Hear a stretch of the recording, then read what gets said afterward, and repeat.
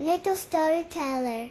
Sir Reginald, a brave but gentle knight with shiny blue armor and a fluffy white bunny riding on his helmet, lived in a cozy green castle beside a sparkling blue river. His best friend was Sparky, a small friendly dragon with bright green scales and big curious eyes. Sparky loved to chase butterflies with his wobbly tail, but today Sparky had a problem. He kept hiccuping. Each time Sparky hiccuped, a tiny shimmering bubble floated from his nose. Pop! Each bubble made a little musical sound, like a tiny bell or a soft flute, went Sparky, and a bubbly ting floated in the air. Hic! Went Sparky again, and a bubbly toot joined the first. Sparky looked worried. "Oh dear," he puffed, "my hiccups are making strange noises." Sir Reginald hopped off his tall, strong horse, Monty, and knelt beside Sparky. The fluffy bunny on his helmet twitched its nose. "They sound like little songs, Sparky," Sir Reginald said with a smile.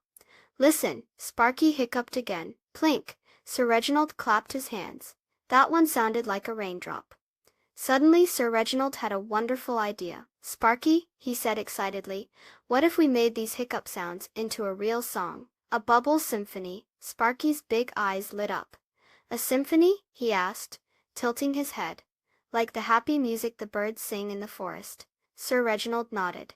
"Exactly. Let's see. When you hiccup a low sound, like bow, that can be the steady drum. And when you hiccup a high sound, like squeak, that can be the happy little flute." They started to listen carefully to each bubbly note. Sparky tried to hiccup different sounds on purpose. Sometimes he made a high peep, bubble, and sometimes a low rumble. Bubble, Sir Reginald helped him arrange the sounds in a fun order. The fluffy bunny on Sir Reginald's helmet seemed to bounce along to the bubbly music. They worked together, listening to each pop and giggle, arranging the tiny musical bubbles in the air. Soon the castle courtyard was filled with a gentle bubbly melody. It went ting toot plink, bow, peep squeak. It was a very special and happy song, made entirely of Sparky's hiccups. Finally Sparky's hiccups started to slow down, and then they stopped.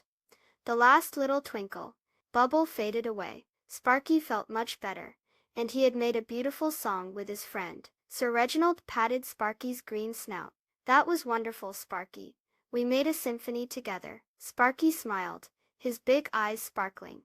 "It was fun," he said. The fluffy bunny on Sir Reginald's helmet gave a little hop. Sir Reginald then said, "You know, Sparky, sometimes things that seem like problems can turn into something wonderful when we work together and are creative." Please subscribe. Thank you.